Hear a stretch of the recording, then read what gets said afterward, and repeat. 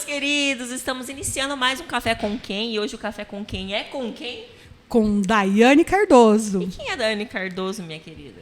Vamos descer a ficha aqui, porque a mulher é importante. Então vai, conta aí. Então fala. vamos lá. A Daiane Cardoso, ela é diretora administrativa do Hospital Universitário de Londrina, do HU. Uau. Ela é formada em secretária de executivo pela UEL. Ela tem pós-graduação em RH pela UEL. E ela tem pós-graduação em gestão hospitalar pela Unopar. Ela é servidora pública há 30 anos, mãe de 2 filhos, casada. Ela participa de um grupo de leitores há mais de 10 anos, Sim. da qual eu também faço parte. E ela canta. Ela não colocou Ai, aqui. Jesus! Vai ter que cantar. Eu não coloquei Mas ela isso canta, aí. ela não colocou aqui. Eu estou só olhando aqui. Tá Falei assim, faltando aí. ela esqueceu de falar que ela canta. E ela canta e ela também tem muito talento com artesanato, com coisas artesanais. Ela tem um bom gosto, assim, precisa de ver. Coisa fina. E faz um pão. Meu Deus, o currículo tá Sério. grande. O currículo dela é muito bom. Currículo variado, eu diria, né? Bem variado, bem eclético. E Olha, aí? primeiramente a gente quer agradecer, né, por você ter aceitado o nosso convite de estar aqui com a gente, o nosso Café com Quem. Seja muito bem-vinda. E o que mais, Angélica, você precisa falar mais dela? Não, sinta-se livre aqui para você falar o que você quiser. Você é nossa convidada especial. Exatamente. Não é à toa que você está aqui no nosso segundo programa, porque a gente tem um programa 0, o programa 1, e hoje é o programa número 2. Porque a gente usou o meu irmão de cobaia, sabe, para regular equipamento, tudo. Nada, ele também é uma pessoa assim, muito especial. Sim. Mas você está aqui porque você tem uma coisa assim, um brilho especial. Você é uma pessoa muito especial aqui na cidade. Tem muita gente que ama você, que ama o seu trabalho, mas que também se identifica com a sua trajetória. E eu quero saber mais quem que é a Daiane, aquela que não é só a diretora, que está a diretora do hospital, o que você costuma dizer, mas quem é essa pessoa e o que ela faz e como que ela chegou até aqui. Nossa, que responsabilidade, né? Bom, eu sou a Daiane, eu assumi a persona Daiane Cardoso, mas eu sou Daiane Vieira Cardoso, né? Porque a gente acabou tomando por hábito Daiane Cardoso, mas tem um Vieira que vem da minha mãe, do qual eu tenho muito orgulho também, né? Então, eu sou a Daiane, estou diretora do Hospital Universitário da UEL há 6 anos, sou funcionária dessa instituição há 30 anos, completei recentemente 30 anos de história na universidade. Então, também me formei na universidade, fiz pós-graduação na universidade, tenho muito orgulho, né, de toda essa minha trajetória como estudante, como profissional em Londrina. Mas não sou de Londrina, nasci em Apucarana, aqui próximo da região, né, dá uns 80 quilômetros daqui, mas vim para Londrina muito jovenzinha, muito criança, então eu me sinto mais londrinense hoje, né? Londrina é minha terra, onde eu nasci, onde os meus filhos nasceram, onde eu me casei. Eu sou casada também há 30 anos, me casei muito jovem, com o amor da minha vida, que o Robson ainda é hoje o amor da minha vida. E eu acho que isso também, em tempos de relações tão, né, fluidas e, né, líquidas, a gente ter uma relação verdadeira, né? Até esses dias, uma pessoa me dizia isso, assim: nossa, eu acho tão legal que vocês estão sempre juntos, você fala sobre isso, vocês estão sempre... A gente vê as fotos e vê uma felicidade em vocês, né? Eu gosto de viajar com ele. Às vezes os casais não gostam muito de viajar só os dois. Eu falo que a gente se é uma boa companhia. Então, eu tenho orgulho também de dizer isso, porque eu acho que em tempos de relações líquidas, você ter uma relação de 35 anos, porque nós namoramos 5 e estamos casados há 30 anos. Sim.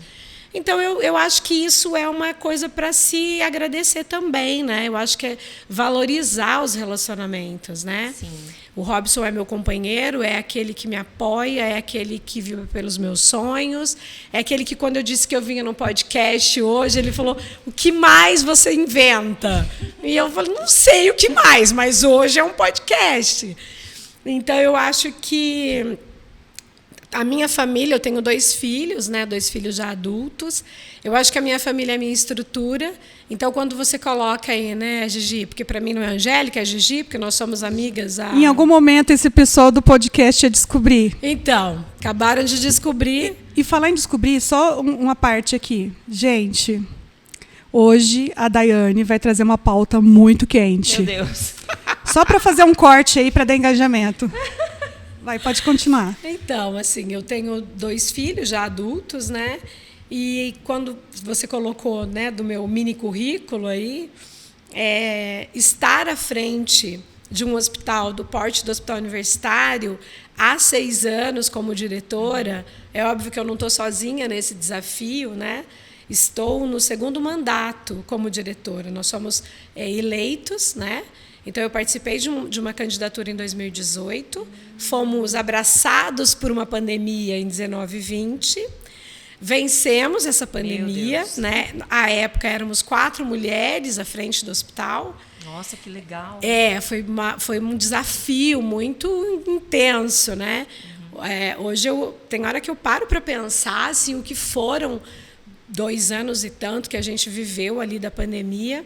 E nós enfrentamos esse período. E depois, em 22, nos candidatamos novamente. E agora estou no meio da gestão, que vence em 2026. Então, eu costumo brincar, às vezes, com as pessoas. Mas o que precisa para ser diretor numa situação como essa? Eu digo, olha, a primeira coisa, o casamento tem que estar bom. Porque se não tiver, não dura. Porque você precisa ter a sua família do seu lado. Porque eu trabalho em momentos de pico aí, 16 horas por dia. Não? Até isso eu ia perguntar para você, né? Como lidar, né? Porque é uma responsabilidade tão grande, né? E a gente sabe, né? Nós que somos todas casadas aqui, né? A gente sabe como a gente também tem que lidar com o casamento, equilibrar, né? Pratinho para todo lado. E assim, um casamento duradouro. Como você falou, hoje em dia, né? Tantas separações, não quero mais. É tudo muito raso, né? E como você faz para lidar, né? Porque você falou 16 horas, às vezes, né, lá com tanta responsabilidade. Muita gente, né, sobre a sua responsabilidade, né? Quantos funcionários tem o hospital? O hospital universitário hoje conta com 2.800 servidores, né, entre pessoal estatutário, como eu, porque eu sou funcionária de carreira, eleita, mas funcionária de carreira. E mais equipe terceirizada, enfim. Não é fácil. E deve atender muita gente porque também. É muita gente. Então, assim, nós somos em 4 diretores. A minha área específica, diretoria administrativa, abarca desde a área de manutenção, engenharia, licitação, recursos humanos, TI. É muito amplo, né? Lido com muitos homens. Por exemplo, na área de manutenção predial, o chefe da manutenção é um homem e toda a equipe, acho que tem uma mulher hoje na nossa área de manutenção. E eu tenho esse contato direto com essa área de manutenção. Nós temos uma área de lavanderia que lava em torno de 3 toneladas de roupa por dia no hospital universitário. Nós somos a maior lavanderia da cidade, com toda a certeza do mundo. Eu tenho plena convicção disso. Então, ter que comandar num ambiente masculino, muitas vezes, e se impor e impor respeito nesta condição, e ser mulher numa condição de trabalho já não é fácil. Hoje mesmo no trabalho a gente discutia sobre isso, assim, porque eu fiz um comentário e disse, eu tenho orgulho de ser mulher e estar no cargo que eu estou. E aí um rapaz me disse assim, por que tem que frisar o ser mulher e estar no cargo que está? Falei, porque nós vivemos numa sociedade machista. Muito. Porque nós vivemos numa sociedade em que a mulher não é respeitada. Ele, mas não é assim. Vocês ganham mesmo que um homem ganharia. Porque eu sou servidora pública. Porque na iniciativa privada não é comprovado assim. Que uma mulher ganha 30% a menos do que qualquer homem. Nossa. Então, isso incomoda um pouco, né? Incomoda. Ser mulher, estar numa posição... Daí eu disse isso a ele. Quantas mulheres você conhece que estão numa posição de comando como a gente?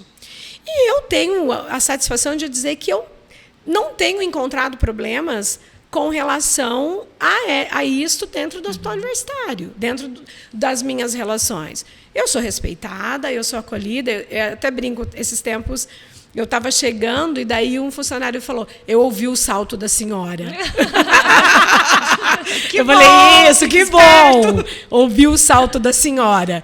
Então, assim, eu tenho a minha característica de mulher. Eu tenho uma gestão humanizada. A Gigi que me conhece, eu sou mesmo essa mulher forte que lutou durante uma pandemia, que teve momentos durante a pandemia em que eu ia embora na desesperança. Nossa, imagino. Né? Foram dias e foram meses em que nós sofremos e que foi um processo politizado, como todos nós sabemos, um processo complicado que a sociedade viveu, não só no Brasil como no mundo. E teve muitos momentos em que a saúde esteve solitária nesta luta. Teve muitos momentos em que o meu marido me acolheu e dizia para mim, você está dando o seu melhor, se as pessoas não querem usar máscara, não vai ser você que vai... E aí o meu sofrimento era de dizer, o hospital está lotado, como é que nós vamos fazer? Né? Então, assim, quando você me pergunta como que é lidar com isso, é isso. Tem momentos em que ele me cobra. Olha, mas você não sai do telefone. Olha, mas você tem mesmo que estar lá. Já tive situações de ter que ir lá no sábado, porque caiu um telhado, caiu uma parte do forro lá, e no sábado à tarde, olha, eu tenho que sair, porque eu tenho que ir lá. Nossa, mas não tem ninguém que faça isso? Tem, mas eu vou lá. Porque essa sou eu, essa é aquela que está ali junto, né? A Gigi sabe disso, assim, eu tenho, para o bem e para o mal, eu acho que nós, mulheres, temos essa coisa de, quando abraça com vontade. É que antes de ser líder, assim, de um hospital, você foi líder dentro da igreja também, né? Eu costumo dizer... Te ensinou muita coisa? Eu costumo dizer que a igreja foi uma lição para mim, né? Vou pôr um cafezinho aqui para vocês. Ah, eu quero. Eu sempre fui muito... Como é que eu vou dizer? Sempre fui muito corajosa, assim. O desafio vinha e eu falava, eu vou fazer. Sabe, tinha um desafio na escola, vamos montar um grupo de teatrinho. Eu quero. Vamos montar, vai ter com açúcar, sem açúcar? Sem açúcar. Eu estou nessa gangue aí, da galera sem o café sem açúcar. Eu vamos com açúcar. Sou da gangue do café sem açúcar. Você não, obrigada. Uma pessoa que toma café sem açúcar é capaz de qualquer coisa. Então, eu não estou ainda nesse nível ainda. Eu já tentei, mas não consegui chegar nesse nível. Produção, eu preciso de um açúcar, tá, produção? Então, põe um açúcar. Vocês podem colocar para mim, por favor? Mas está ótimo aqui o sabor, eu estava falando isso ontem. Existe alguma casa no Brasil que não tem café? Será? Tipo assim, que não tem o hábito? O hábito. Pelo menos alguém, né? Pelo menos um na família. Difícil, né? Raro, né? Acho difícil. Ou que nunca teve. Bom, mas voltando então, assim... eu sempre fui essa pessoa, sabe? Que sempre que era proposto algo diferente, eu falava, eu quero conhecer, eu quero experimentar, eu quero estar lá. E sempre tive essa liderança, assim, né? Quando a gente começou o primeiro grupo de jovens lá na minha comunidade, quando eu era novinha, eu tinha 13 anos. E aí começou um grupo de jovens. Todo mundo era mais velho que eu, né? E aí eu falei, não, eu vou.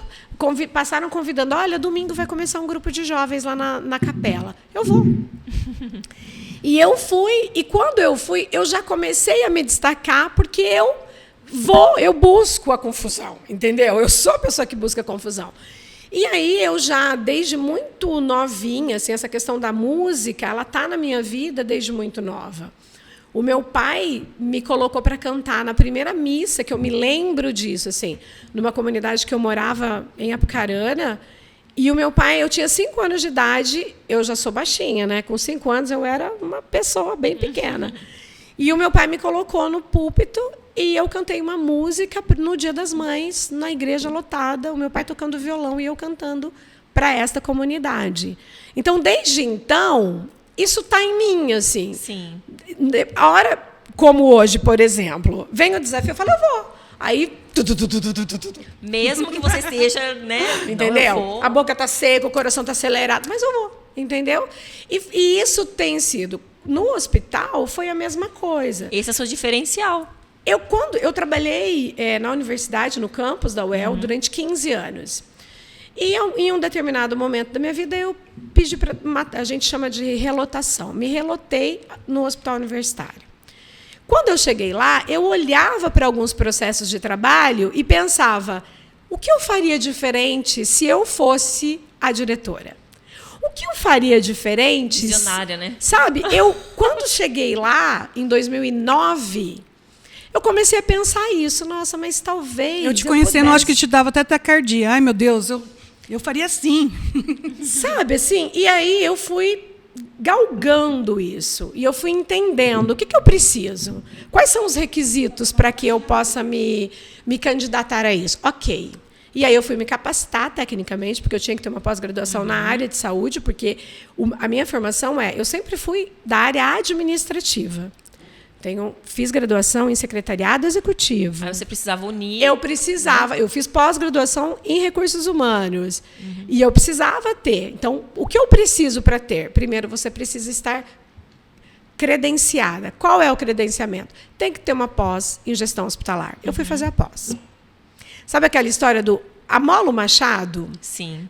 Amola teu machado. Na oportunidade, você vai estar pronto. Exatamente. E eu vou anotar essa frase. Eu tenho, olha... Estou anotando as frases que as pessoas... Nossa, ela está desde ontem anotando frase. Depois eu falo sobre isso, de anotar frase. Eu falo isso para os meus filhos, eu falo isso para os jovens que eu tenho oportunidade. Amola teu machado. Aqui, ó. Amola teu machado. Porque a gente sabe, assim, que a nossa sociedade não é uma sociedade assim muito igualitária, muito justa. Já é difícil. Se você não se preparar, vai ser impossível. Sim. Então, assim, aí eu amolei o machado inicialmente, me preparando com uma capacitação técnica, né? Fiz a pós-graduação. E numa gestão anterior a que eu me candidatei, eu me tornei chefe de uma área específica do hospital. A pessoa que estava lá se aposentou e eu virei chefe da área financeira do hospital universitário, né? Hospital que gira aí um financeiro em torno de... que a gente trabalha, que a gente manipula, digamos assim, em torno de 300 milhões. Mas hoje o hospital universitário tem um custo para o estado do Paraná de $500 bilhões ano. A gente é um hospital que nós tínhamos, antes da pandemia... Aí, tá vendo como é? Antes da pandemia, nós tínhamos 230 leitos, agora 290 leitos, agora nós estamos com 430. Ah, tá. Nossa, vendo? Eu tô aqui. Lembrou já lembrou. 430 leitos, né, ativos no hospital. Então, é um hospital geral, né? Um hospital terciário que atende... É o maior do norte do Paraná, com certeza. Maior do norte do Paraná. 100% SUS. E o sangue que você doa no HU... Isso, no Hemocentro do HU. Ele não é vendido, tá? O seu sangue é um sangue que vai... Que ele é doado no Hemocentro do HU e nós fornecemos o sangue para 20 hospitais da região. Né? Então, é doado e a gente manipula e prepara e tudo mais. Então assim, quando doa, vai para os outros hospitais também. Doa no Hemocentro, né? E aí o Hemocentro faz essa distribuição para os outros. É custeado pelo Estado, mas de uma forma gratuita chega às pessoas que precisam também. Aí tem todos os convênios e a organização. Né? Então, assim... Que responsa, hein? É muita responsabilidade. Então, quando eu me aproximei da gestão anterior, e daí passei a ser chefe dessa divisão, e me aproximei da alta gestão do hospital. E em um determinado momento, são 4 anos de mandato. E aí o mandato da equipe que estava ia vencer, e eu estava muito próxima da gestão. A Beth Ursi, né? Beth Ursi. Nossa, ela é uma pessoa incrível. Ursi, que se estiver ouvindo... Beth, eu não conheço pessoalmente, mas eu conheço de ouvir falar. A Beth, ela é muito bem querida, né? A Beth foi essa pessoa que acreditou em mim, sabe? Que olhou para mim e falou, não, eu acho que você tem toda a competência para estar aí, e o hospital precisa de você. E um dia eu me lembro que eu cheguei para ela e falei assim, mas eu estou com medo. Porque é isso, né? Às vezes as pessoas me param assim, a gente está numa roda, as pessoas falam sobre alguma coisa de doença, daí olha para mim, né, Dai? E eu falo, gente, eu sou administradora, não pergunta para mim. Ela não fez medicina, gente. Fiz medicina, não fiz enfermagem, não fiz, né? Não sou farmacêutica. Ela é administradora, não fez medicina. Né? Então, aí eu dizia para ela, eu tô com um pouco de medo. E eu nunca me esqueço que um dia ela falou para mim assim, você vai morrer? Agora? Você vai morrer agora? Eu falei, não. Você vai aposentar? Não. Você vai exonerar? Não. Então vai. Vai. E aí eu disse, mas como é que vai ser? Vai ser. Você vai. Você está pronta. Vai. Eu lembro que você me chamou para tomar um chá. E eu acreditei, né? Mas olha a importância de outra pessoa acreditar em você, Isso. né? Porque... Ela me validou, assim. Validou. Essa coragem natural que eu tinha, e ela me validou. Sim. E aí ela fez uma aproximação, né, minha com a Vivian, que hoje é a diretora superintendente do hospital, que nós duas estamos juntas há 6 anos nessa empreitada, na primeira gestão e na segunda. E aí também a Vivian, eu acho que vocês poderiam até convidá-la para vir, que eu tenho certeza que ela vai vir aqui adorar. com certeza. E a gente... As pessoas diziam que a gente não ia dar certo juntas.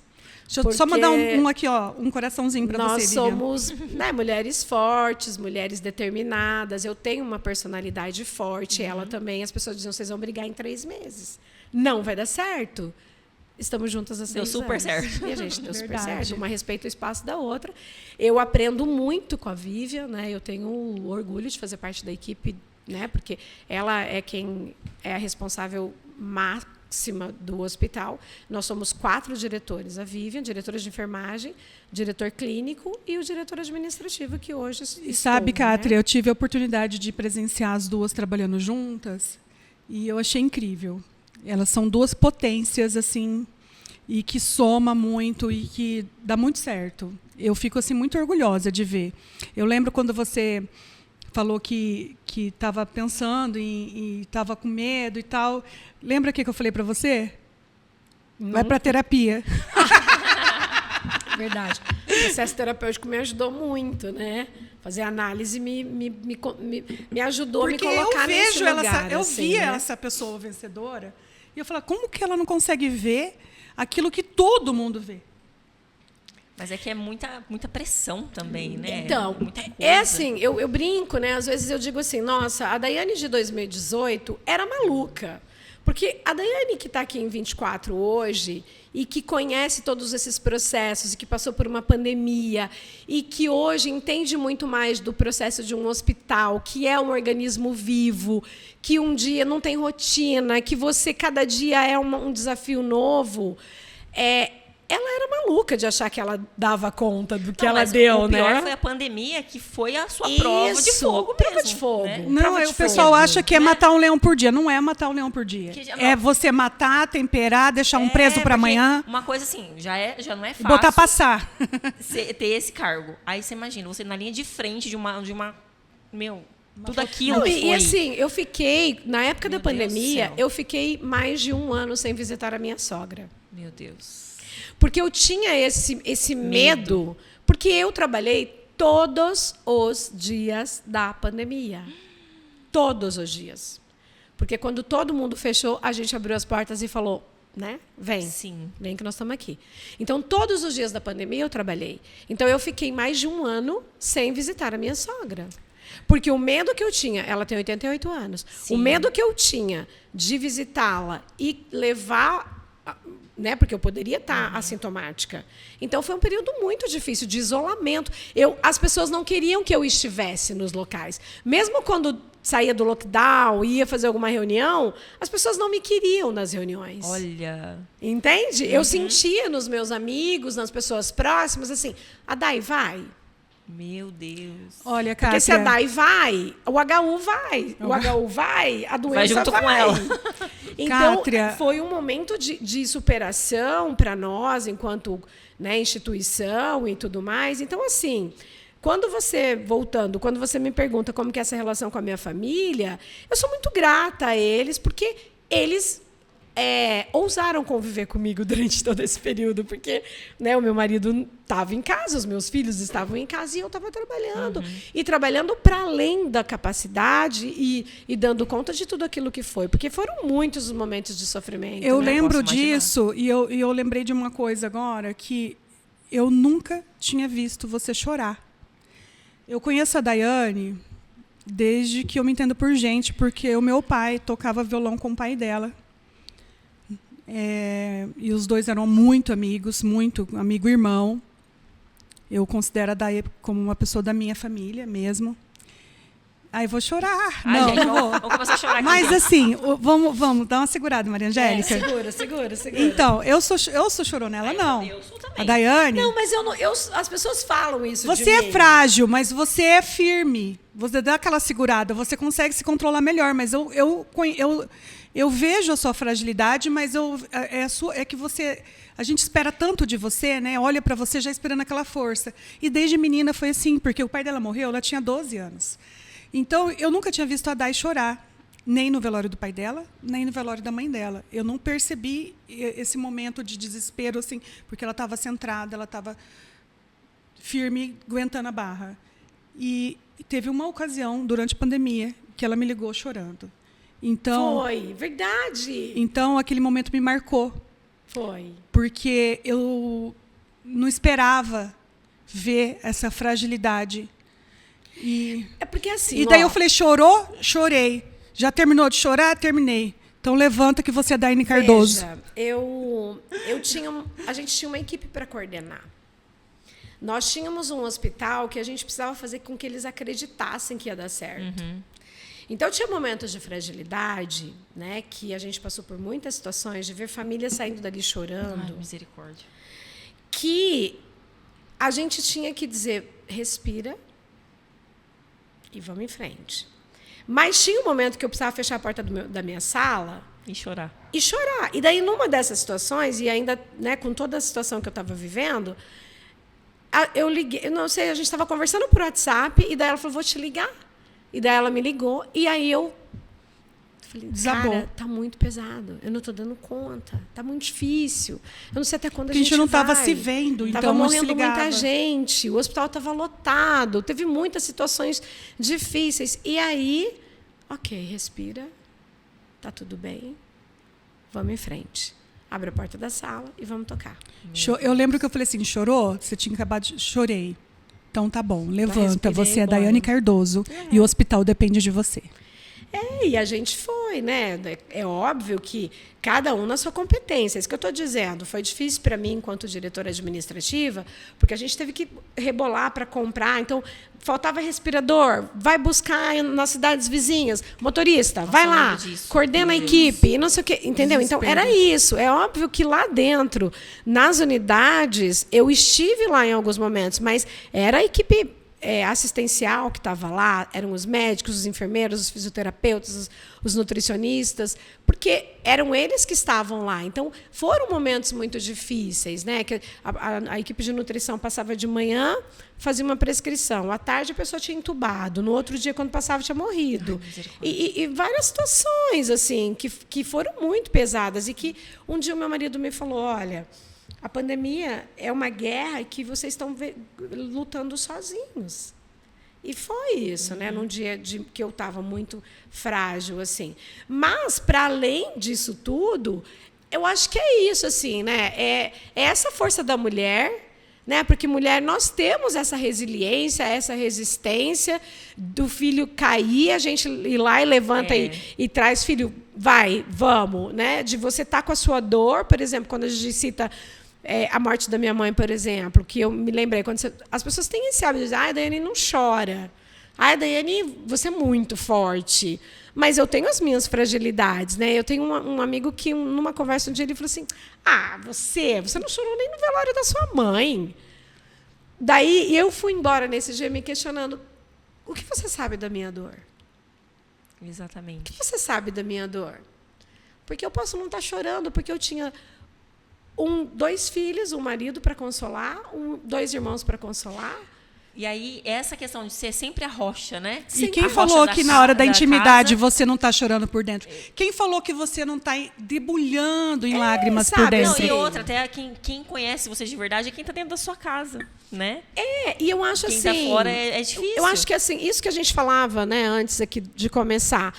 O que é o ser mulher, né? Por que a gente, de nós, Essa é cobrada força, essa né? força? Então, por exemplo, se uma mulher chora no trabalho, olha lá, como ela é fraquinha, está chorando. Exatamente. Então, a gente não pode. Se não dá conta, ser, por que assume o cargo? Se não aguenta, porque veio. É uma pressão. Então, é uma pressão sobre nós. Então, a gente não pode. Você não pode demonstrar sentimentos, porque aí você é frágil. Mas quando se você não demonstra sentimentos, nossa, mas que mulher fria. Então, assim, tudo é esperado de nós, né? Nós somos as mães, então assim, porque se o meu marido trabalha 16 horas por dia, ninguém cobra dele, mas quem está cuidando do seu filho? Exatamente. Quem está cuidando da sua casa?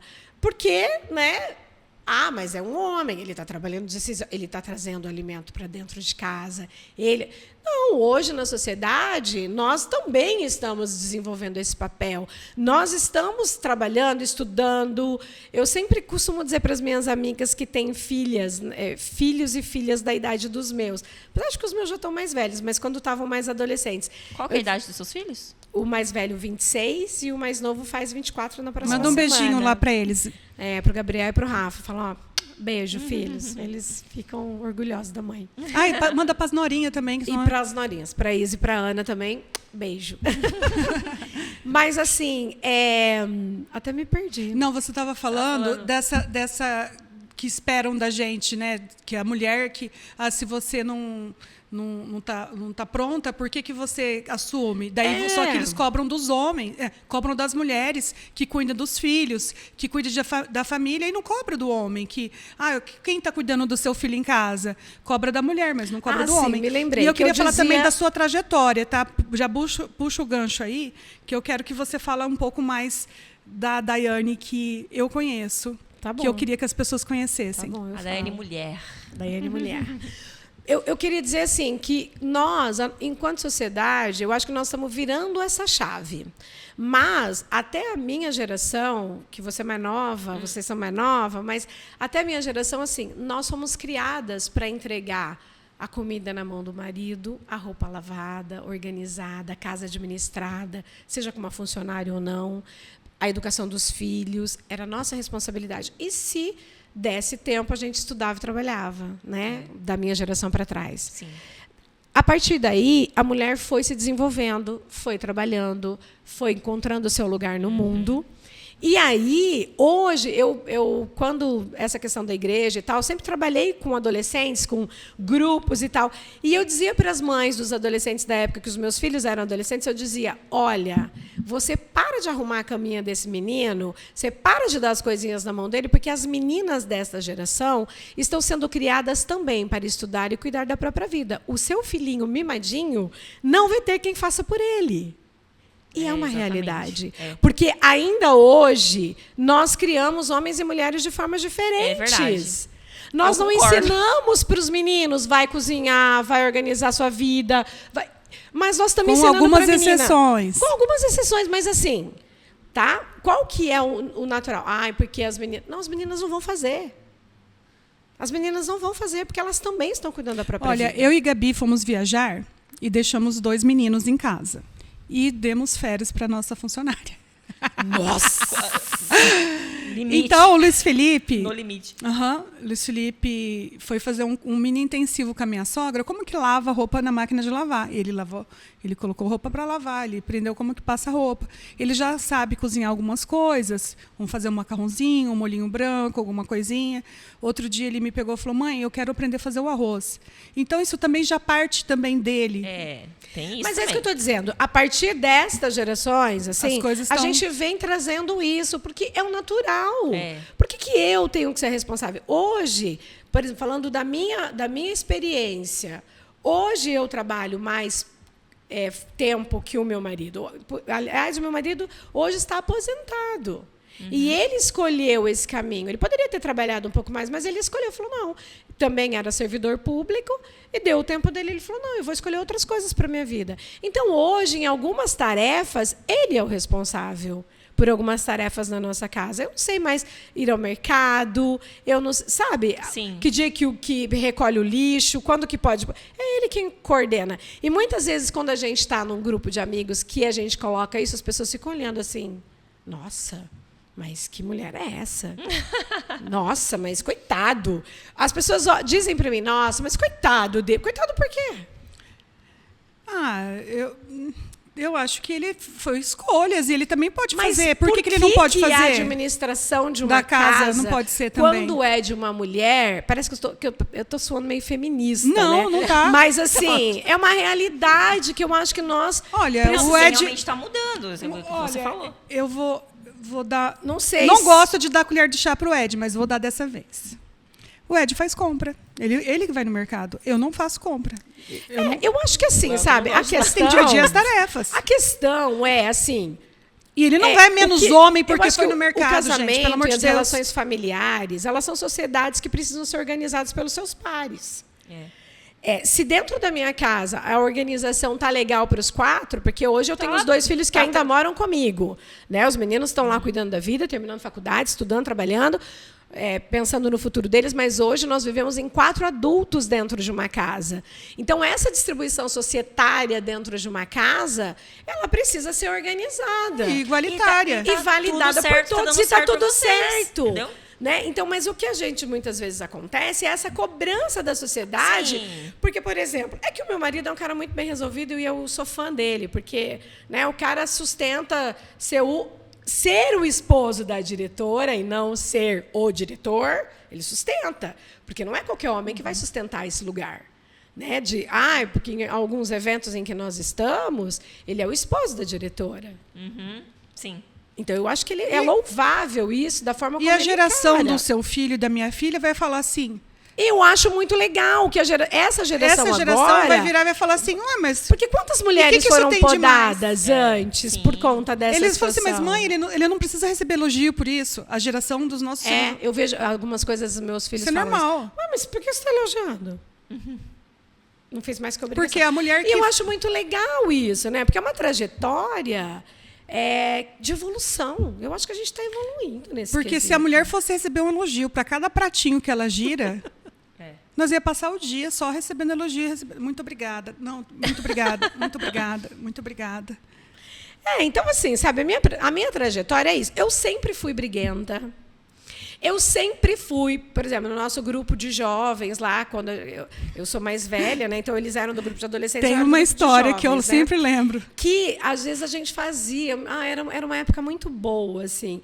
E a gente fazia debates, eu me lembro disso. Então, ia debater, e o Padre Romão, que é nosso amigo, né? Que eu espero trazer aqui também, não pode. Ele vai vir, se Deus quiser. Na lista, sem ele aceitar, ele vai estar na lista. Ele nem sabe o que ele vai vir, mas ele vai. Eu me lembro que a gente criava, então assim, nós vamos discutir, porque era uma formação, a gente foi formado naquela época, né? E daí criava-se assim, as discussões. Então, hoje nós vamos discutir sobre o aborto. Aí tinha que ter o grupo a favor e o grupo contra. E o Romão sempre me colocava do lado mais polêmico. Porque se me desse uma causa, eu ia brigar por ela. Até o fim. Meu Deus, eu lembro desse dia. Entendeu? E daí ele me colocou a favor do aborto. E eu não era, e não sou. E ele me colocou. Mas eu agarrei um fervor na defesa. E eu sempre fui assim, aguerrida. Sempre fui para o enfrentamento. Sempre fui essa pessoa que botava a cara mesmo para defender Nesse as pautas dia eu que era eu no grupo contra. Né? Então, a gente formava isso. Isso foi me formando. Para poder a gente foi me entender capacitando. os debates, Mas entender com profundidade tudo que estava acontecendo. Não era não é para ficar no vazio, raso. não era Não, mas vazio. para você ver como que é a coisa da personalidade da pessoa mesmo, né? Porque desde pequena você já era líder, você já liderava, né? A situação. Desde pequena. Eu lembro. Não, ela falou que pequenininha tem coisas que eu com seu lembro pai, que né? ela não lembra. Que ela era o padre e ela fazia batizado dos animais e velório e tudo, não entendeu? lembro disso, ela conta. Eu falava assim, ela fazia todo as équias para enterrar o passarinho. Então, eu acho assim que isso é uma coisa muito importante para mim também, a questão da espiritualidade, sabe? Eu acho que a gente precisa, nesse contexto todo, Daiane, mas o que fortalece a sua vida, a sua história?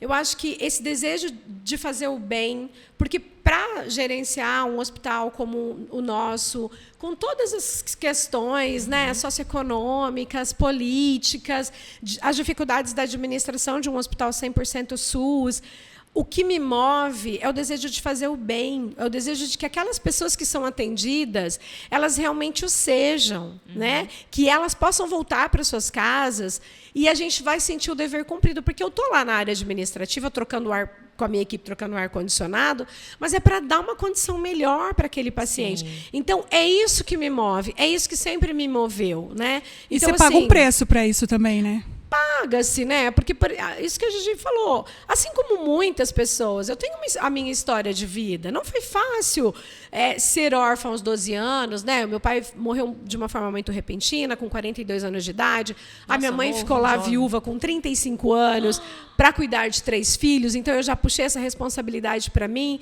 Comecei a trabalhar muito jovem, né? Então assim, foram desafios que a vida foi me dando e isso foi me fortalecendo. Então tem horas que eu mesmo paro. Na morte da sua mãe, eu achei que você passou um momento assim que eu não ia dar conta. Sim, eu não sei, né? você... A minha mãe sofreu um infarto fulminante, estávamos só nós duas, e eu tive que socorrê-la e levá-la.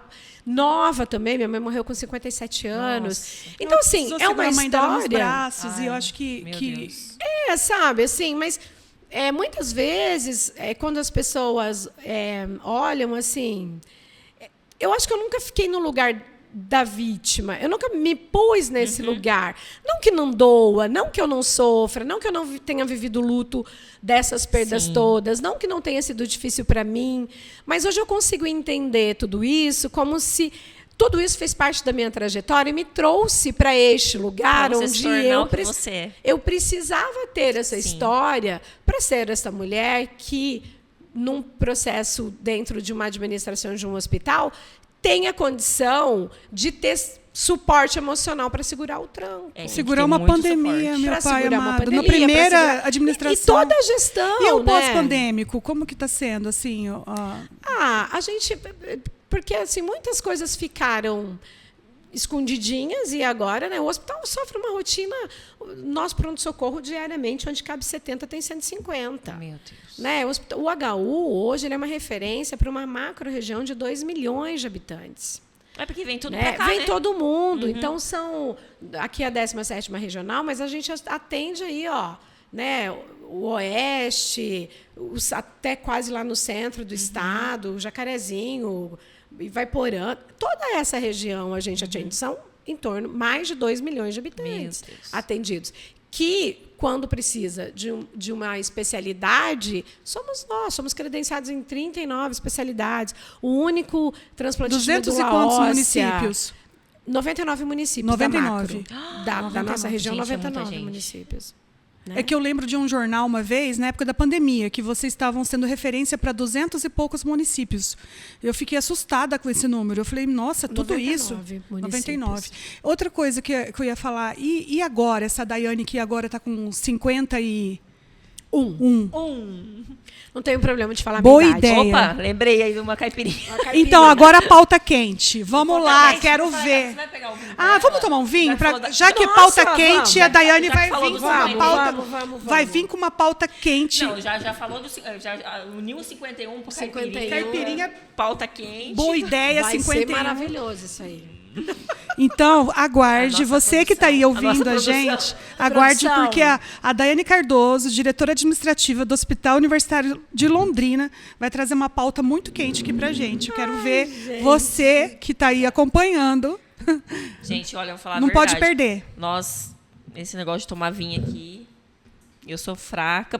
É que daí a gente começa a dar risada. O segredo a gente perde a água linha. E vinho, vinho e água. Então, já enche minha água. Tô pegando a água. Beber água antes do vinho. E água. Eu sou muito fraquinha. Ela é profissional, eu não sei. Eu tô aprendendo ainda com a Daiane. Tomar vinho. Não, lá em Portugal, eu morei 4 anos em Portugal. Então lá o vinho é muito barato. Mas muito barato. Você quer água ou vinho? O vinho tá mais barato. Assim, a gente comprava bastante, direto a gente comprava. Então, eu aprendi a tomar o vinho assim, seco, assim, em Portugal. Porque eu sempre gostei de vinho muito doce, aquela coisa que nem é vinho, né? Sim. Então eu aprendi a tomar vinho mesmo em Portugal. Só que o vinho que tá vindo hoje ali, eu trouxe da Portugal. França, em homenagem às minhas irmãs. Eu espero que em algum momento vocês liguem o YouTube aí na França. Eu espero também. Pelo amor e de que Deus. Prestigiem. Pelo menos. E que a colônia brasileira aí da França, minhas irmãs, dá uma divulgada aí, ó. Os meus seguidores de Portugal. O meu segredo de vender Pequena Londres na França É porque, assim... Eu lembrei de uma coisa, que ela fala que eu não choro, e ela escreveu o primeiro livro dela, e eu li, e daí todo mundo, eu não chorei. Né? Eu amo ler, amo muito, assim. É o meu lazer, é a leitura. Eu não consigo dormir sem ler, então eu leio todas as noites. E aí, quando ela lançou o primeiro livro, e todo mundo, porque eu chorei. Gente, para. Dá uma segurada. Para, né? Dá uma segurada, para de puxar saco. Tá, beleza. Daí, segundo ela, escreveu para eu chorar no segundo agora livro. O segundo livro eu vou caprichar. Matei meio mundo. Ela caprichou lá, a equipe técnica nos... Obrigada, produção. Matei meio mundo no segundo livro, a desgramenta não colocou chorou. Até o nome da minha mãe no livro e eu não chorei. Não abalou. Não me abalou. Mas, então, tem toda a história lá. Quem não leu, por favor, leia Pequena Londres e Uma Pequena em Londres. Ali, ó, tá Obrigada ali, de já, nada. Quem quiser, tá olha, né, patrocinado. E aí, eu li o segundo, que ela matou pessoas e pôs o nome da minha mãe lá. Agora ela vai chorar. The Mãe do Haut-Marchand, Montagne Saint-Emilion, de 2019. Tipo ali francês. Gente, vamos lá. Tipo ali francês, Cátria. Gente, cadê? Vamos ver. Chique, hein? Ai, gente, eu tenho 2 cunhados franceses. Meu irmão mora na França, já mais de... já há 18 anos que ele mora na França. Então, a gente meio que invadiu lá, já tá com uns 30 da família lá, já tô com um sobrinho neto francês. Urgente, né? Acabei de voltar, mas já tô querendo ir de novo. Toma, produção. Muito obrigada. Olha, a produção, ela traz... deixa A produção está cuidando para que o podcast não não descambe. desande. Entendeu? Para não descambar o negócio. Então, vamos tomar uma aguinha. E o nosso... Mas aí, então, lendo o segundo cheirinho livro... bom. Lendo o segundo livro, eu li, ela matou, botou lá o nome da minha mãe. Não abalou. Coloquei uma personagem lá que cozinhava bem pra caramba, porque para lembrar da tia Cleusa. Isso. E aí, também não me emocionou, assim, ao ponto de chorar. Não abalou, não. Mas, quando o último parágrafo do livro, que ela faz uma citação... Não vai dar spoiler. Não estou dando spoiler, Tá. mas o último parágrafo do livro, eu me emocionei. Porque... E eu vou me emocionar de novo, porque eu pensei, aquela menina cresceu, a minha irmãzinha cresceu e se transformou numa escritora. Que orgulho que me deu de olhar para aquilo e dizer, cara, ela cresceu e a gente cresceu e olha onde nós viemos, porque nós não tínhamos tantas perspectivas de carreira e de tudo mais, né? Então, quando as pessoas A dizem sociedade assim, já a tinha um Daiane lugar não chora. pré-determinado pra gente, né? A Daiane chora quando toca o coração, sabe? Quando aquilo faz sentido para mim e me toca ver o desempenho dos meus amigos, me toca ver a alegria dos meus filhos, me toca ver um trabalho sendo bem desenvolvido no hospital. Me emocionou quando eu vi a gente conseguir colocar a maternidade nova para funcionar, quando a gente conseguiu construir e organizar uma portaria nova, porque os nossos visitantes e pacientes ficavam numa portaria que era horrível, né, que não tinha banheiro. E quando abriu e que eu vi tudo aquilo organizado, que foi fruto do nosso trabalho, me emocionou olhar para aquela portaria e falar, as pessoas vão ter dignidade, as pessoas vão ter um banheiro para usar. Então, quando você fala da minha trajetória, eu acho que, assim, olhar para a minha vida, porque é isso, né? Fui uma menina que morou na periferia, que teve a oportunidade de estudar já depois, mais velha, que realmente tive que batalhar por muita coisa, porque meu pai morreu muito jovem, a minha mãe era uma mulher batalhadora, trabalhadora, que a vida inteira cozinhou para nos sustentar, para dar educação para mim e para os meus 2 irmãos, que hoje temos uma vida razoável, agradável, e graças ao esforço dessa mulher. Então, assim, eu vejo, né, nessa minha história, então, quando eu olho para a minha carreira e olho hoje e falo assim, gente, às vezes eu acordo e falo, cara, é isso, né? É que você chegou lá e não chegou sozinha. Quando a Daiane chega lá, ela chega acompanhada da mãe da Daiane. Uma bagagem, né? De tantas mulheres que chegaram antes da gente e que nos permitiram estar hoje aqui podendo falar, porque, Sim. né? Sim. E não é ser feminista isso, gente, porque a gente não quer ser melhor do que ninguém. Eu só faço questão assim de falar disso e de colocar essa situação, porque assim, eu acho que nós mulheres temos que nos orgulhar, né? Porque assim, eu fui fazer faculdade, eu já tinha 2 filhos. E não era fácil para mim deixar os meus filhos em casa e estudar. Eu trabalhava o dia inteiro. Eu estudava. Imaginar. Eu fui fazer faculdade. Eu fui fazer pós-graduação. Eu me lembro que no primeiro ano da minha faculdade, meu filho mais velho tinha lá 4, 5 aninhos. Ele sentia muito a minha falta, né? Então, quando o Gabriel, eu comecei a estudar, teve momentos em que ele, tipo assim, não, mas a minha mãe não tá. Fala com meu pai, porque a minha mãe não tá. Uhum. E aquilo eu queria desistir. E eu me lembro que a minha mãe, essa mulher guerreira que não teve oportunidade, ela dizia para mim, não, você vai estudar, porque um dia ele vai ter orgulho de você. Daí, esses tempos, a gente lembrando dessa história, né, ele falou assim, ai, mãe, eu não acredito que eu fiz isso. Fez. E hoje eu tenho certeza, eu vejo no olhar deles. Hoje eu me arrumei para vir aqui, e daí eu fui lá e falei, filho, como é que eu tô? Você tá bonita, mãe? Vai lá.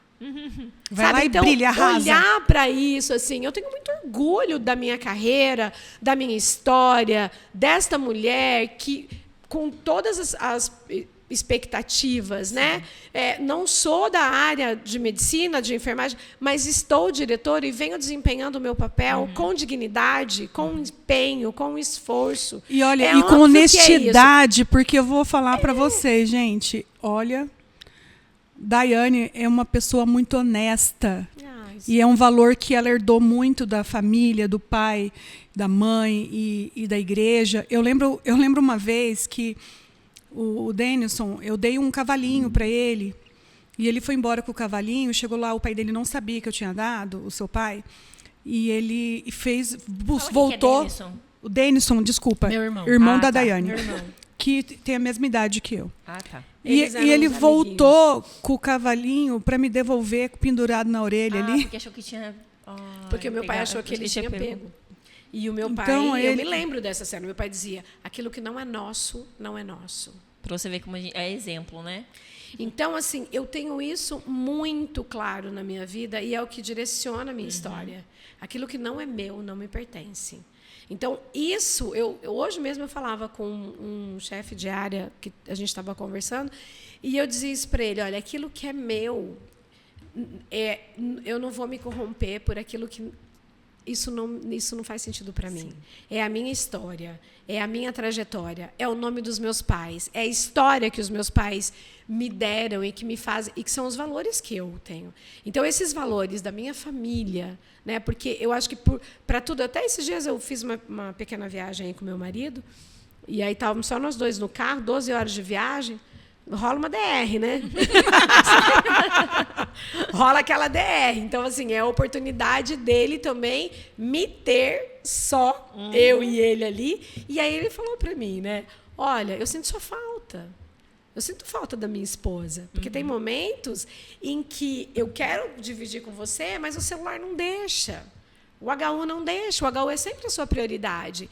E eu sinto falta. Então, muitas vezes, para eu conseguir estar com ele, eu tenho que sair de Londrina. A gente tem que fazer a mala e viajar mesmo. Porque daí um momento só de vocês dois mesmo. Um momento só nosso. Então, assim, não é fácil. Não, posso imaginar. Não é assim, tá abrindo mão de nada. Não, eu tô abrindo mão de muita coisa. Muita coisa. Porque, para mim, a minha família é a minha prioridade. Mas, em muitos momentos, eu não consigo priorizar essa família. Porque eu tô trabalhando.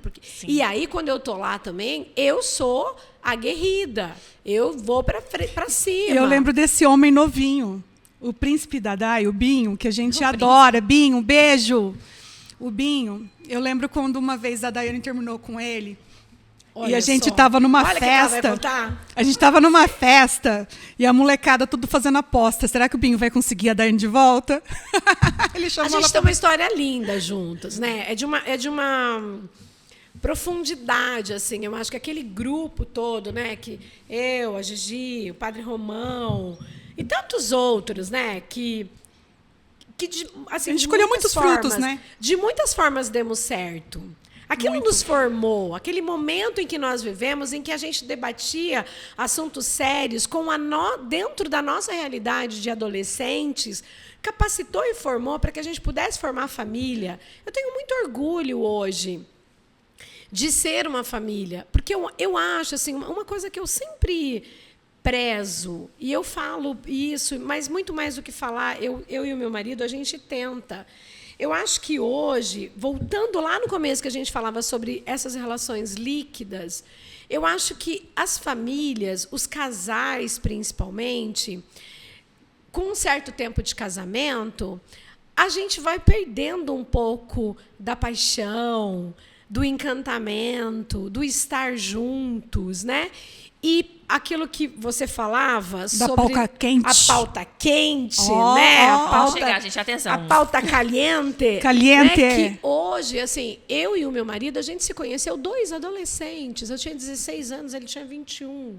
Olha lá, HU, escuta essa. E aí... Atenção, funcionários. A gente foi crescendo juntos, a gente foi se formando juntos, né? E aí eu conversava com a Gigi assim, tá, e como é que a gente encara agora a menopausa? Né? Aí a pauta quente, dá um calor, né, Dai? Um calor. Porque tudo muda, né? Tudo muda. Já um casamento longo já muda muita coisa. Né? Aí vem a menopausa. Então, assim, é uma fase também de aprendizado para um casal. Então, isso que eu falo, né? Que muito mais do que dizer aos filhos o que se fazer no casamento, é a gente ter a condição e a capacidade de olhar para esse relacionamento e fazer ele acontecer. Eu acho que é importante para os casais, assim, eu sempre prezei por isso. Eu e o meu marido, a gente viaja juntos pelo menos uma vez por ano, só nós dois. Uhum. E o meu filho fazer fala, isso, Elton. O meu filho, Fica faça isso, Elton. Fica a dica, é de Emerson. Aqui, ó. Precisamos, vou anotar aqui. Anota aí. Ô, Cátria amada. Aqui, gente, ô, Cátria amada. Cátria amada. É de Emerson. Fica a dica. Surprise. Faz uma surpresa pra mim. Olha, precisa. O casal precisa ter um tempo pra ele. Nós dois. Porque, esses dias nós saímos pra jantar. Então, assim, o meu filho, a gente tem uma fala lá em casa, que eles falam assim, mãe, você é mãe de plástico, né? Então, eu sou mãe de plástico há muito tempo. Porque a gente escolhe estar juntos pelo menos uma vez por ano, desde que os meus filhos eram bem pequenos. Uma viagem é nossa.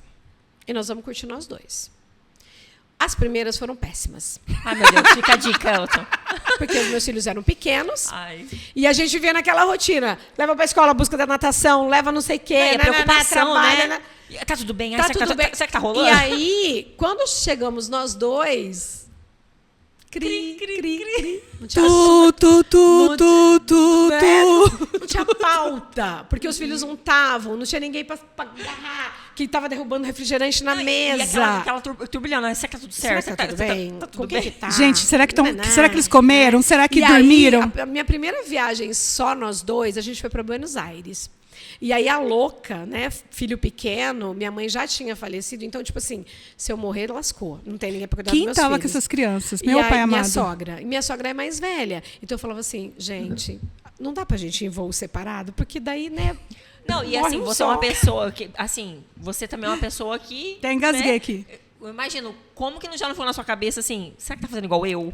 Não, porque você não é assim, né? Tá fazendo igual eu sou assim. Ela é perfeccionista, filha. Se eu sou perfeccionista, e ela aí, sabe, os meninos eram pequenos, assim. Daí a gente foi para Buenos Aires e eu falava assim, Senhor, esse avião não pode cair, por favor. Não deixa o avião cair.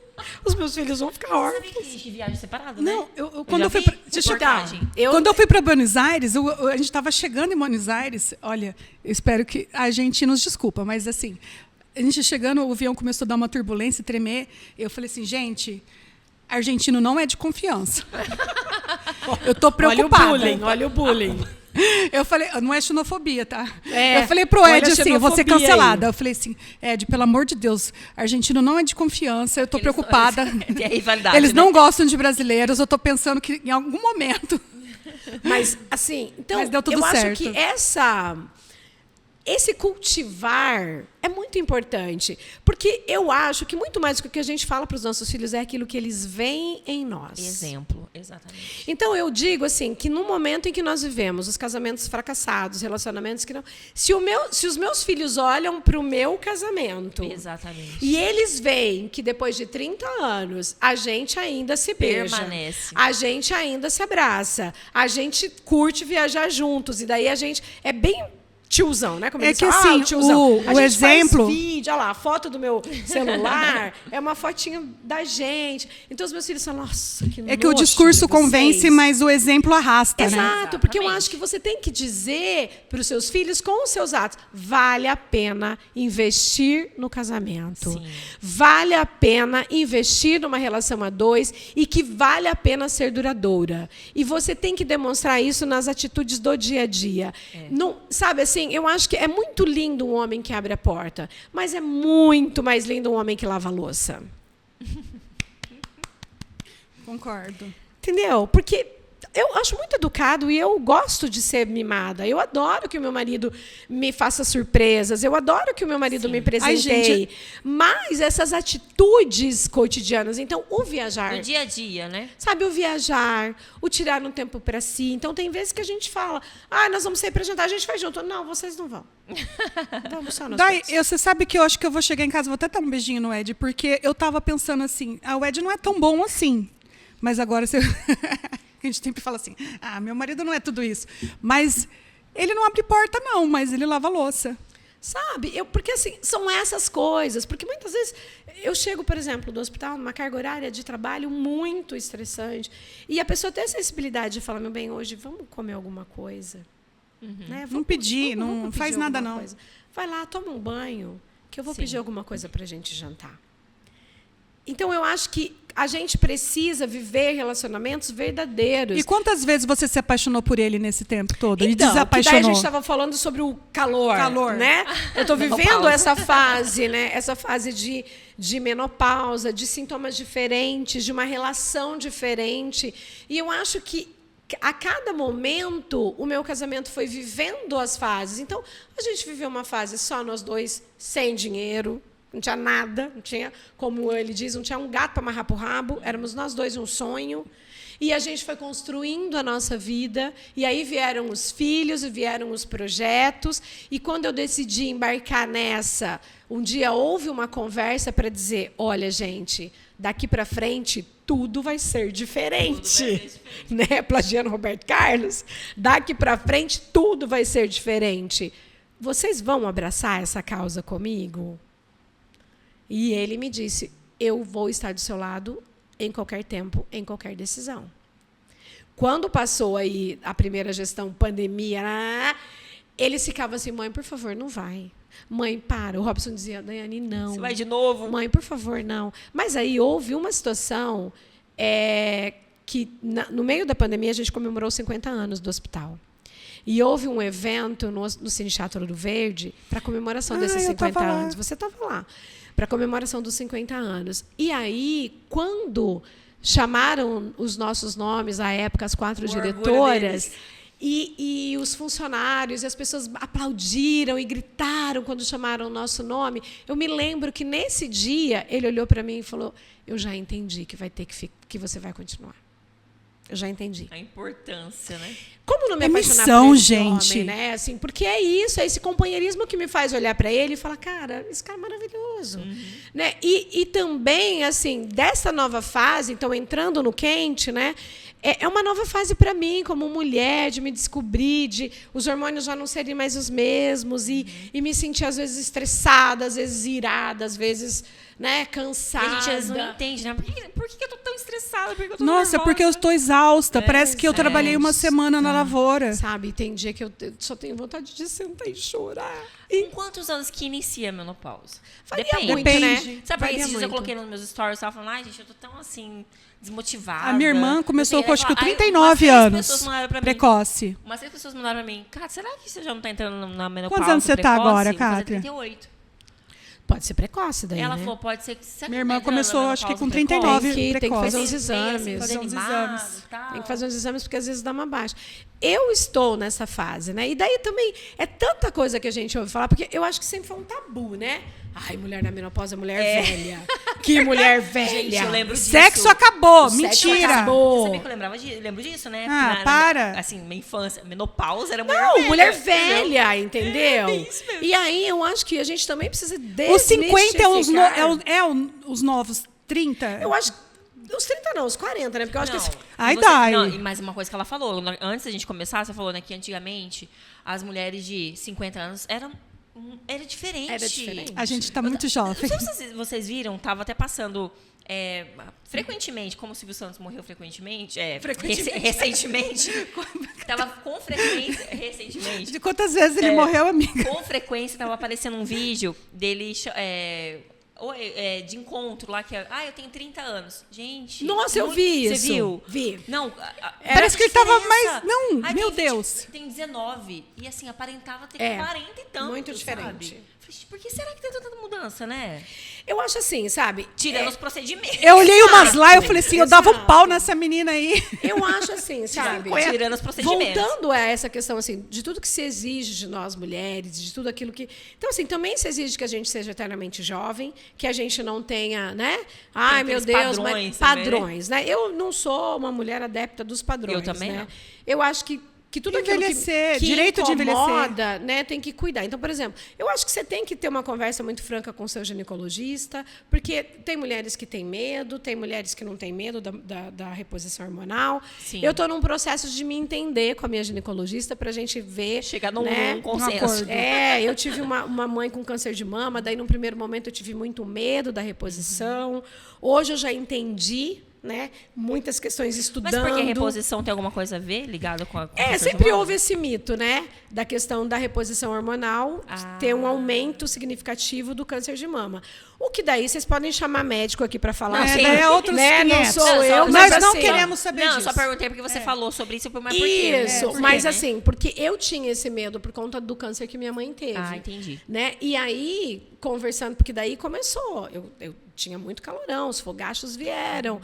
E toda uma questão de mudança do meu corpo. E Você sentou para ter uma conversa com o teu marido para falar? Então, isso que eu ia dizer. Ah, é. Quando a gente fala do amadurecimento dos relacionamentos. Porque eu acho que, gente, seja no trabalho, seja com os filhos, seja com as amigas, seja para o que for, o diálogo é a chave, de qualquer relacionamento. Sim. Você precisa ter a ousadia, a coragem de sentar com seu marido e falar: então, queridão, vamos bater um papo, né? A coisa mudou por aqui. Até porque muda pra gente, mas muda pra Muda eles pra também. ele também, entendeu? Então, o cara que sempre... Né, e o meu marido sempre é uma pessoa muito saudável, né, um cara naturalmente saudável, porque, né, não pratica atividade física, não faz regime, não vai... E tá lá no esguio, shape a vida né, inteira. O shape, né? Então, assim, mas de você também chegar, olha, então, esse amadurecimento de um relacionamento, ao ponto de você falar, então, meu bem, vamos conversar? Eu lembrei até do meme que você me mandou lá no Instagram. Você perde cabelo, você perde... Né? Mas a gordura não, a gordura fica. Né? Ela entregou a alma para Jesus e falou, não acredita na ressurreição. Menos a barriga. Então, assim, a gente vai mudando, e vai mudando, né, o nosso rosto, você olha para o seu rosto. Assim, eu acho que os 30 é a fase de você ter um amadurecimento. Os 40, para mim, foi a melhor fase. 40 anos, sabe, aquilo de falar, eu tô aqui, eu sou dona da minha vida e vamos. Eu acho que, assim, eu tô chegando nos 38. Eu acho que essa fase aqui foi, assim, um pouco assim, que dá aquela mudança, tum. Na hora que você Eu faz 40, parece que dá um eu negócio. acho que te dá uma sabe aquela história de a idade da loba? É. Eu acho que os 40 me deram uma coisa assim, Daiane, vai lá, filha, você é... Tipo assim, eu tô numa fase que, assim, coisa que eu me preocupava antes, já não me preocupo mais, você é sabe? ótima. Coisa que eu me preocupava... Não tô nem aí, sabe? A gente tá, Isso, nos 40 você começa a fazer liga isso. aquele botão. Você liga o botão. A gente liga o botão e... Nos 40 Podia você liga falar, o botão. produção? Podia falar? Não pode Falei. falar. Nós somos meninas O educadas. botão do FDC. Isso. E aí, os 50, você tá essa mulher que já tá cuidando da sua própria vida e, tipo, opinião do outro, você fala, obrigada. Exatamente. Tchau, obrigada. Mas os 50, para mim, vou fazer 52 daqui a pouco. Aí é a fase que você dá aquela, tipo assim, meu corpo está mudando, eu já não tenho mais a energia, eu já não tenho mais a energia que eu tinha nos 40. Eu sinto vontade de fazer, mas aí me dá aquela coisa assim, tipo, tô cansada, tô menos. É que a sua mente... A mente vai, mas eu o tô corpo não jovem. acompanha. É isso que eu tô te falando. Então, daí as a gente quer mulheres fazer dos coisas- 50 da geração anterior à minha, elas já não tinham nada, energia, Nem a mente. né? Porque eu me lembro, por exemplo, quando o primeiro neto da minha mãe nasceu, minha mãe não tinha 50 anos. E eu falava, nossa, minha mãe já é vovozinha. Eu tenho 51 e quando me falam que eu vou, tipo, a possibilidade de ser avó. Já, hein? Não que eu não quero, mas eu falo assim, gente, mas eu tô tão nova. Como é que eu vou ser vó? Vó. Entende? Então, assim, mas eu acho que essa questão da menopausa, e a gente discute isso muito no nosso grupo de leitura, que também é uma das minhas paixões, o nosso grupo de leitura, que uma vez por mês a gente se reúne, escolhemos um tema, escolhemos um livro e vamos debater sobre esse livro. A gente lê romance, mas a gente também lê sobre racismo, sobre LGBT, a gente lê sobre poesia, a gente lê sobre Segunda Guerra, a gente lê filosofia. Cada mês a gente lê um livro, psicologia. Terror. A gente lê até aqueles... de psicopata. Nossa, teve um livro que deu uma discussão, meu pai amado. E daí a gente senta e toma vinho e discute o livro. Café com só livro, que agora, nós estamos juntas há quase 10 anos. Neste momento, a gente já, toda reunião discute menopausa. Toda reunião, porque cada hora uma atrás. Eu fui na médica tal. Eu conversei com uma nutricionista e ela falou tal coisa. Olha, eu estou repondo tal coisa. Olha, eu estou fazendo com a nutricionista tal coisa. E eu acho que é esse conjunto de coisas. Mas eu acho que o mais importante, esse diálogo franco com a sua médica, com o seu médico, com o seu marido. Porque precisa entender que é um novo tempo. Precisa ter a ousadia de falar, gente... Eu sou uma mulher que está vivendo fases diferentes. Sim. E as fases não são fáceis. Essa questão, todo mundo acha, entrou na menopausa, o sexo não rola mais. Rola, mas tem que rolar de uma outra forma. Com um outro olhar, com uma outra performance. Com mais qualidade. Com mais vinho qualidade. Que envelhece e fica melhor. E a gente tem que saber lidar com isso, porque assim... né? E deixar de ser tabu, gente. Precisa conversar. Sabe, eu fico muito feliz que eu hoje vejo muito na internet, não sei se está ali dentro da minha bolha também, né? Porque eu pesquiso e tenho estudado um pouco sobre isso, mas eu vejo que a gente tem uma bolha muito boa. Muito mais mulheres falando sobre esses dilemas da menopausa, porque, gente, é uma realidade. Hoje eu estou com 50, a perspectiva de vida aumentou muito mais. Eu vou viver muito tempo. É verdade. Para não ter qualidade de vida, para não pensar em reposição, para não pensar em ter qualidade, pretendo viver muito tempo com esse marido. E tá bom, então morreu, acabou a paixão, acabou a sedução, acabou. A gente até citou o exemplo de uma amiga nossa, psicóloga, que quando a gente falava sobre a questão da libido na menopausa. E daí a gente estava falando, discutindo, olha, mas como é que é isso mesmo? Não tem jeito, gente. Não tem jeito. A gente tem que se inspirar muito. E daí essa amiga nossa falou assim, gente, olha só, muito disso está na nossa cabeça. Por quê? Eu tenho uma amiga, ela disse na ocasião, que está na nossa fase. E estava com essa questão, porque baixou a libido, porque nananana. E aí, ela, não sei se era viúva, se divorciou, se estava solteira, arrumou um namorado. E a libido apareceu. Então, tem a questão do hormônio, mas também tem a questão situacional. Onde é que essa mulher está inserida? O que essa mulher tem de estímulo para que essa libido dela volte? Porque não depende só dela. Porque não depende só da questão hormonal, depende do tipo de relacionamento. Sim. Porque se você tem um homem que te seduz, se você tem, né, uma relação saudável, onde você se sente amada, se sente valorizada, se sente acolhida, a libido vai aparecer, o tesão vai aparecer. Sim. Né? E aí também é a gente descobrir outros lugares de tesão, né? Sim. Pela vida, pelas amigas, porque eu acho que isso é muito importante. Não, e até a questão, não importa nem a questão da libido, até quem um relacionamento aí que é um relacionamento ruim, pode ter 20 anos, se você está com um relacionamento pode ter horrível, um ano e vai estar horrível, né? Né? Horrível. Então, assim, você pode ser uma jovem de 20 anos, se você está com um cara bosta, pode falar isso? Pode falar, sim. Não vai ter libido, né? Com 20 anos. Entendeu? Então, quando a nossa amiga fez muito. essa colocação em uma das nossas reuniões, porque eu estava nessa assim, meu Deus do céu. Ele foi para um lugar não sabido, né? A minha libido. Não sabia. Um lugar não sabido, distante. Tão distante. Tão distante. Tão não, distante. agora que eu faço aquele parte... Eu falo muito. Vocês me convidaram, agora... Não, mas tá maravilhoso. Mas deixa eu falar uma coisa. Eu vou mandar um recado pro meu marido. Agradece a Deus de ter eu na sua vida, hein? Fica a dica. Aí, ó. Tá vendo? Porque, ó... Então, assim, eu acho que... É o vinho. Tudo isso... Esquentou demais. Já deu um calor, né? O assunto ficou quente mesmo.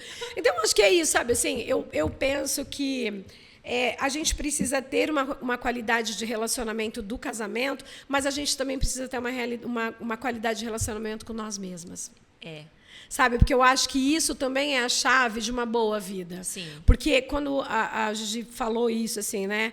Eu tive mesmo um momento em que ela me ajudou a me resgatar, porque eu fiz uma fala e um discurso com ela numa situação há uns anos atrás, de um lugar tão de sofrimento, tão de tristeza, tão de coitada, que ela olhou para mim e falou, nós saímos para tomar um café. E ela falou para mim, vai para terapia. Você está precisando. E eu fui.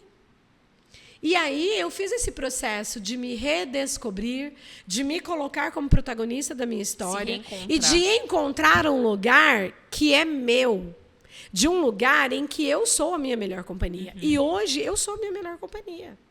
Eu amo estar no meu trabalho, eu amo estar com os meus filhos e as namoradas e sair para comer num domingo. Eu amo viajar com meu marido e passear, e eu sou a romântica. Eu falo isso para ele. Eu sou romântica, eu gosto de receber flor, eu gosto da gente estar viajando, fazer uma foto no pôr do sol. Eu gosto de, sabe? Eu gosto de tudo isso. Mas tem uma coisa que me dá muito prazer, é estar sozinha. Nossa, eu lembro da vez que você foi viajar sozinha. Eu viajei sozinha uma vez. Conta. Peguei um carro. Gente, é uma coisa que eu preciso trabalhar Quero em mim, fazer um dia. sabe? Eu amo. A semana retrasada, meu marido foi para um churrasco, num sábado, com uns amigos dele. Falei, vou no cinema. Aí meu filho falou assim, mas você vai no cinema com quem? Eu falei, comigo. Sozinha. Vou comigo. Nossa, fui para o cinema, né? Eu queria assistir um filme aí do livro que vocês iam, e depois eu falei, já tinha ido. E eu fui lá, e para mim, não tem coisa mais gostosa que pegar um balde de pipoca e sentar no cinema, eu e o filme. Eu amo estar comigo mesma, eu amo estar sozinha. E um momento, aí, faz tempo já, eu não era nem diretora ainda. Eu cheguei para o meu marido, ele tem uns amigos que têm um rancho em Alvorada do Sul. E, às vezes, ele estava meio estressado. E eu falava, vai para o rancho. Vai lá para o rancho. Vai lá desestressar um pouquinho. Filho, vai pegar um bicho de pé, vai pescar, vai fazer vai pescar, coisa, sabe? Andar descalço, né? E daí, um dia, eu disse a ele, eu preciso ir para o rancho. Você vai lá? Porque é um rancho mesmo, é dos homens. Eu falei, não, eu encontrei um hotel fazenda e eu quero passar uns dias sozinha. Eu preciso desse momento comigo. E eu preciso sair. E é isso, né? Uma relação verdadeira é uma relação que um apoia o outro. Quando você vai? E daí eu tirei uma semana, me lembro que foi numa época de abril, assim. Passou o aniversário do meu filho e eu fiz a reserva nesse hotel fazenda, aqui na região de Santo Antônio da Platina ali. E eu peguei o carro e, assim, eu tinha esse sonho de botar a minha playlist no carro. Cantando. E eu, e a minha mala, e tipo assim, eu vou fazer uma viagem sozinha. E se o pneu furar? Não quero saber. Vou me virar. Se vira. E se eu me perder? Eu vou perguntar, mas eu vou fazer uma viagem sozinha. Peguei o carro e fui. A hora que eu estava saindo da rodovia...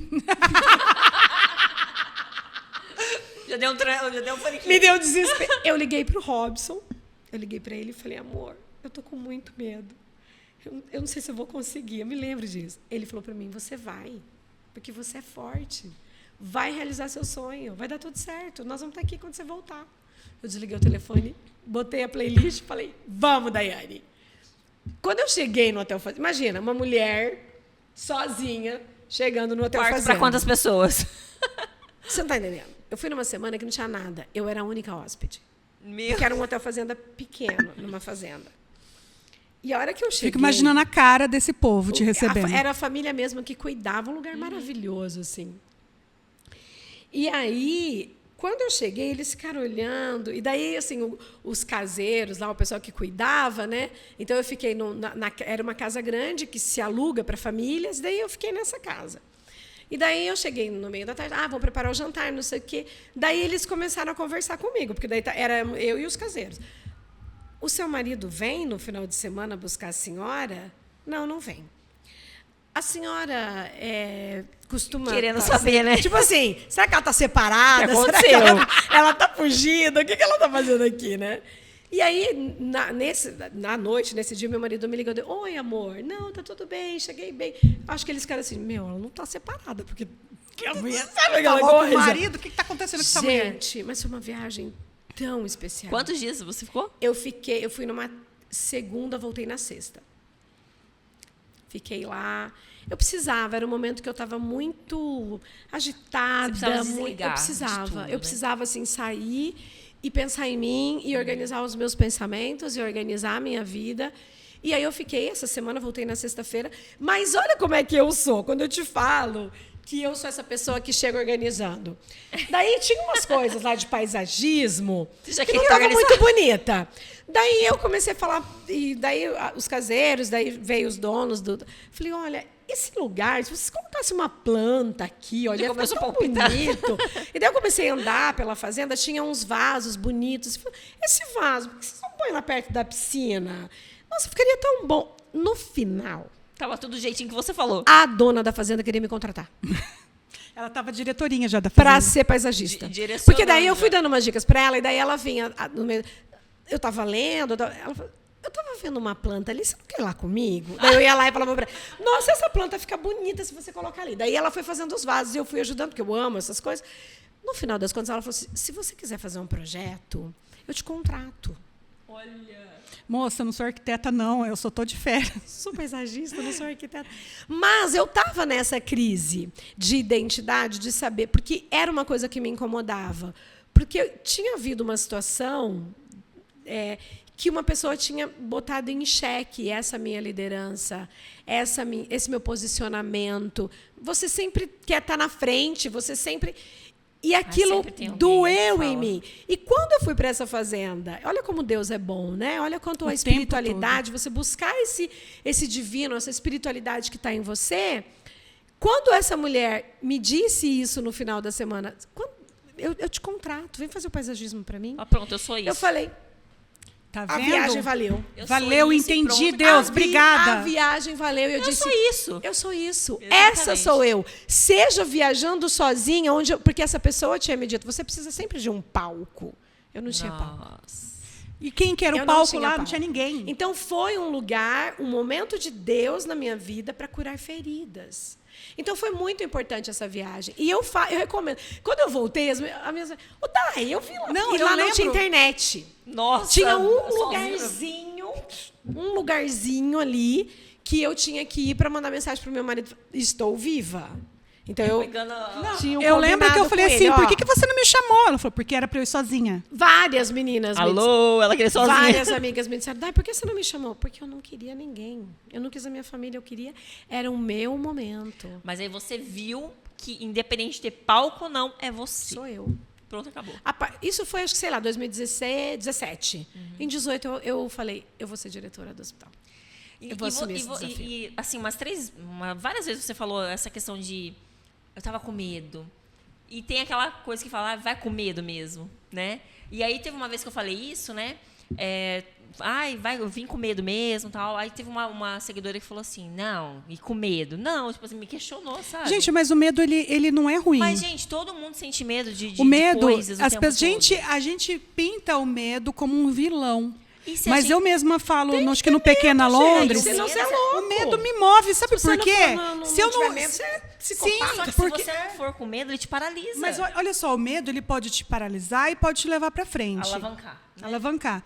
Eu falo assim, o medo me faz ser uma motorista prudente.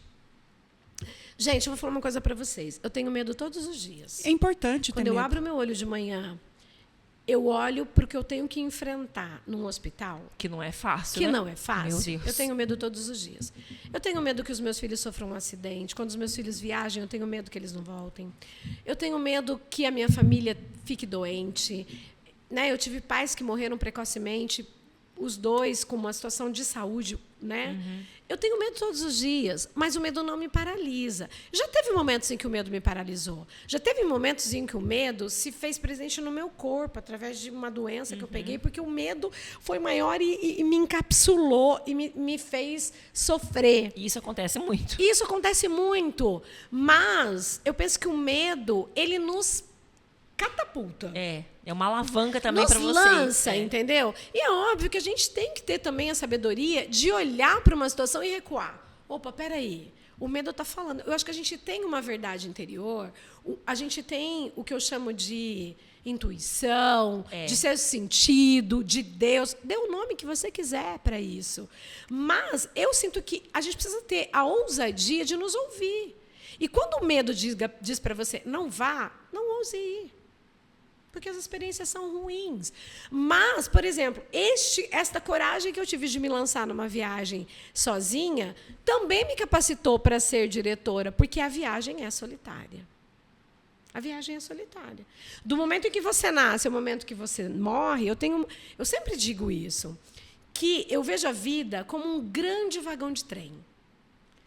A gente começa só a gente. Você saiu lá.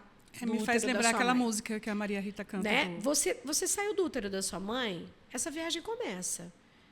Você vai ter os seus pais no seu vagão por algum tempo. Uhum. Provavelmente eles não durem o tempo todo da sua viagem. Vão entrar amigos que vão descer em alguma estação.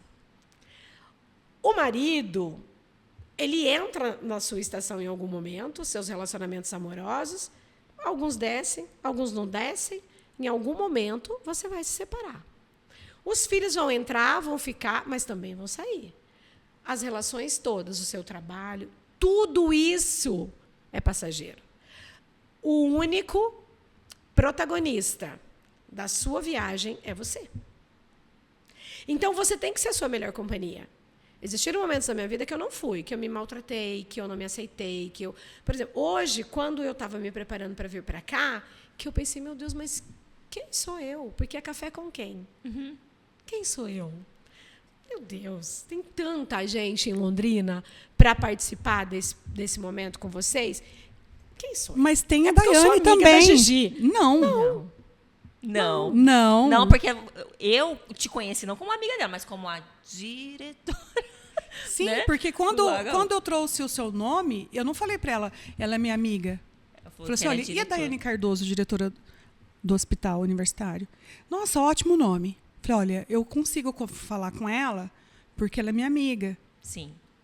Mas assim...